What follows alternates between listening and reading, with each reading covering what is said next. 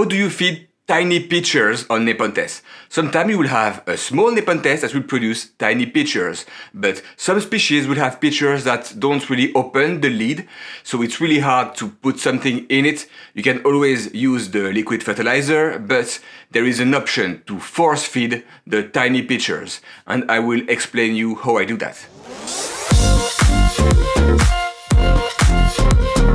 Hi, my name is Remy and I love Nepenthes. Today we'll talk about how to feed really tiny pitchers that don't have the lid properly open. There is a good way, it's kind of brutal, it's kind of a dirty secret, but I will show you what I do. So here the problem is the lid that is not properly opening on some kind of species. All the Vichii, the Truncata, this kind of stuff.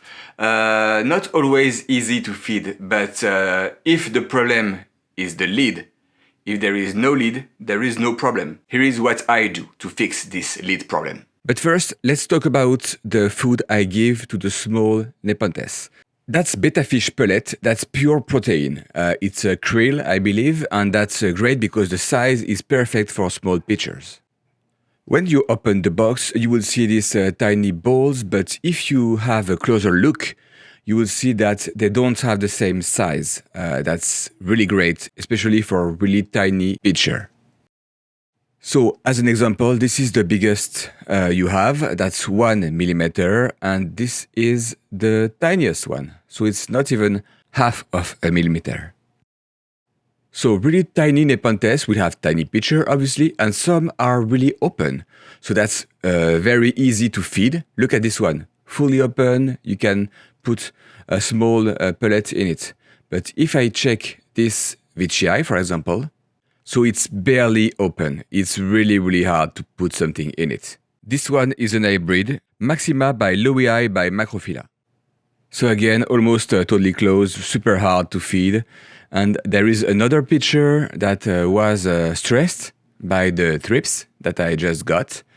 Got rid of them, hopefully, and it's not even open. It's literally, the lid is stuck inside the pitcher, so I cannot feed this one. And finally, this is Truncata Red Pasian. This one, it's the same, it's barely open, and if you try to stick a pellet in it, it may get stuck. And then it will mold and the whole pitcher will die. So usually when we feed, the pitcher is quite open, like this one. This is easier to feed, obviously.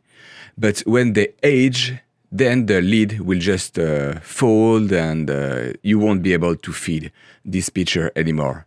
And most of us will do something to fix this lid problem.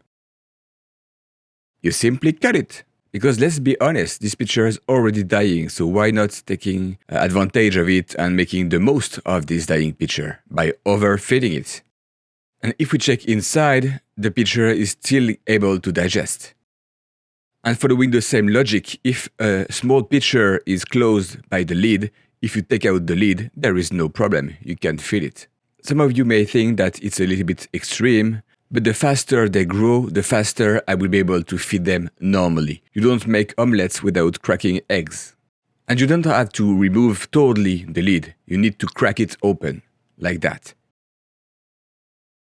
And I do that for all the pitchers that are too closed to be really fed properly. I don't know if you do the same, guys, because I never heard about other people doing that, but that's the way I manage my plants to grow a little bit faster, especially since some are really slow grower.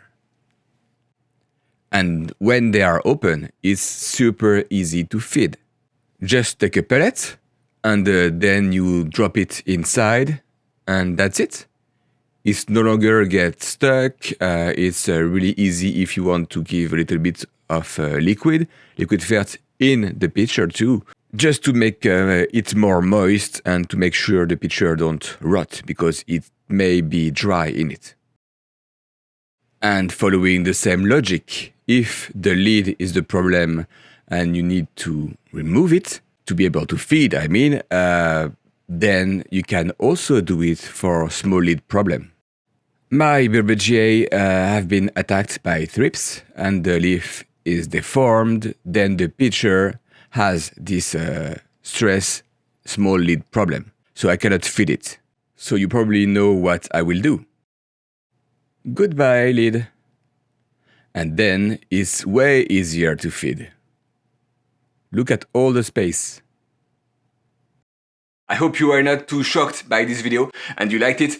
If you want to learn more on how to feed your Nepenthes, here is a video for you. If you like it, please like and subscribe, and until next time, happy growing!